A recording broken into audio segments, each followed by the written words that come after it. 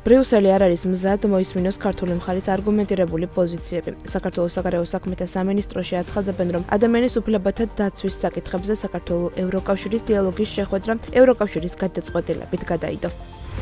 დღეს საქართველოს სომხეთის პრეზიდენტი ვაჰგნ ხაჩატურიანი ეწოვა. პრეზიდენტის სასახლეში 14 საათზე დახვედრის ოფიციალური ცერემონია გაიმართება.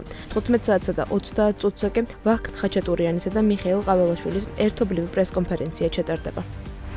უკანონო მიგრაციის წინააღმდეგ ბრძოლის ფარგლებში მიგრაციის დეპარტამენტის თანამშრომლებმა 1997 წელს დაბადებული თურქეთის მოქალაქე ბგ დააკავეს, რომელიც ქვეყანაში კანონიერი საფუძვლის გარეშე იმყოფებოდა. ის სხვადასხვა დანაშაულისთვის ეროვნულ დონეზე იძებნებოდა.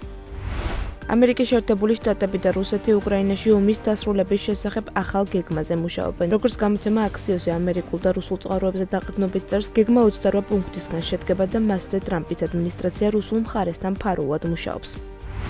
ესპანეთი უკრაინას 615 მილიონი ევროს ღირებულების დამატებით სამხედრო დახმარებას გადასცემს. ესპანეთის პრეზიდენტის თქმით, 100 მილიონი euро პურულ პროგრამისთვის იქნება განკუთვნილი, რომლითაც ნატოს წევრი ქვეყნები ამერიკისგან იარაღს ყიდულობენ უკრაინისთვის გადასაცემად.